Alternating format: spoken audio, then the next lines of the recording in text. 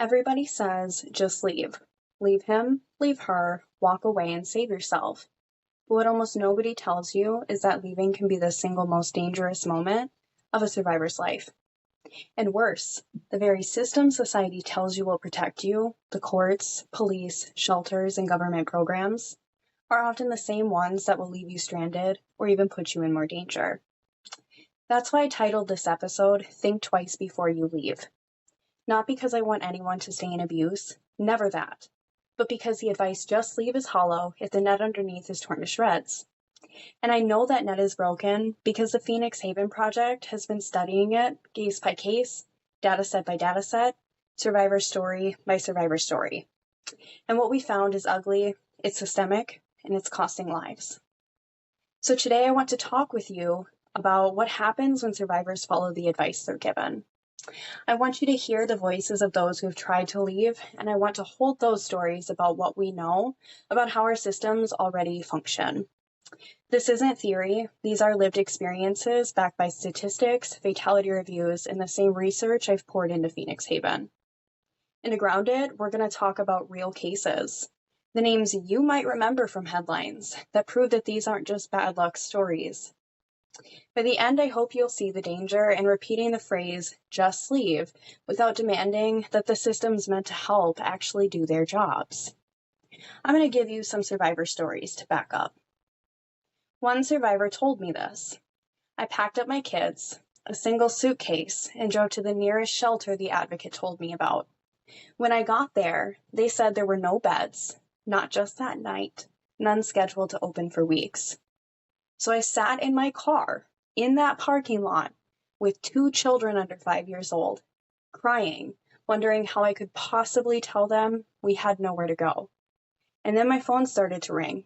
It was him, calling again and again and again. Now here's what Phoenix Haven has found. In Minnesota alone, over 7,000 requests for shelter space go unmet every year. That's not a shortage, that's a crisis. When we map it out county by county, we see entire stretches of rural Minnesota where there is not a single domestic violence bed available. Survivors are told to drive an hour, sometimes 2, to the nearest opening, if there even is one. So when we hear that story of the mom sitting in her car, that isn't an exception. Unfortunately, that's the rule. And what happens next? Survivors cycle through impossible choices. Do I risk a hotel I can't afford? Do I return to the abuser's house? Do I couch surf and put friends at risk? Or do I stay hidden in my car until I run out of gas? Shelters were supposed to be the front line, but instead, they've become the lottery ticket. And we've seen this before nationally. Back in the late 1990s, the Violence Against Women Act promised long-term funding for shelters. Yet every time appropriations run thin, shelters are the first to cut beds. It's predictable, and unfortunately it's deadly. Another survivor thought the court would be her shield. She went in for an order for protection. The judge granted it, and she finally felt some relief. Finally, something in writing that said, stay away. Within a week, he violated it. He showed up outside her work, so she called the police. They told her, and I quote, "There's nothing we can do unless he actually hurts you." Let that sink in. A court order in hand, a clear violation, and still no protection. And Phoenix Haven's research confirms this isn't just bad policing. Statewide violations of order for protections are rampant. We've reviewed fatality reports where women were killed by partners who had violated their orders multiple times with no arrest. We've looked at county data showing that protective orders are issued, but enforcement is inconsistent to the point of being meaningless. The paper says one thing, but the reality says another. Take the case of Tracy Thurman in Connecticut in the 1980s. She had a restraining order. She begged police for help over and over.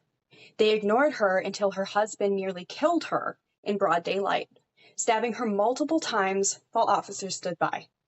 Her case became a landmark lawsuit, and yet here we are, 4 decades later, watching the same pattern repeat. Then there's a survivor who called the police after a violent incident.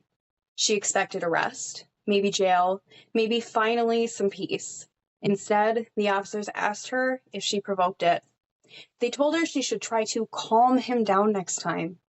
They left her in the same house with the man who had just beaten her. She said later that that was the night I stopped believing the police were there for me. Now, we at Phoenix Haven have traced this back to training gaps, implicit bias, and in some cases, policies that prioritize keeping families intact over keeping victims safe. In rural counties, we've even seen sheriffs openly admit that they don't want to ruin a man's life over a family argument. Those are their words, not mine, and they speak for themselves. They echo across survivor after survivor after survivor. Not every officer is dismissive, though, but enough are that survivors can't count on them. And when you can't count on the people who hold the power to arrest, to enforce, to intervene, that entire foundation of just leave collapses. Let's think about Gabby Petito for a second. Police were called when she and her fiancé had a domestic dispute in Utah. The officers minimized her visible distress, treated her as the aggressor, and let him walk away. Weeks later, she was dead. The world watched that entire case unfold. But for survivors, it wasn't shocking, it was familiar. It was proof of what we already knew. Law enforcement too often gets it wrong with fatal consequences. Phoenix Haven has been compiling these stories into what we call system failure patterns. Shelters are full, courts are paper thin, police are inconsistent, and funding is shrinking. That's the reality survivors walk into the moment that they take the risk of leaving. 3 survivors, 3 different systems, all failed. And these aren't the rare stories. They're the most common. So when I say think twice before you leave, I don't mean stay. What I mean is that I understand that leaving isn't that finish line. It's the starting line of a race you never signed up for, a race where the track is booby-trapped, and where the referees, the systems, aren't even on your side. And sometimes survivors don't survive that race at all. And that's what we need to talk about next.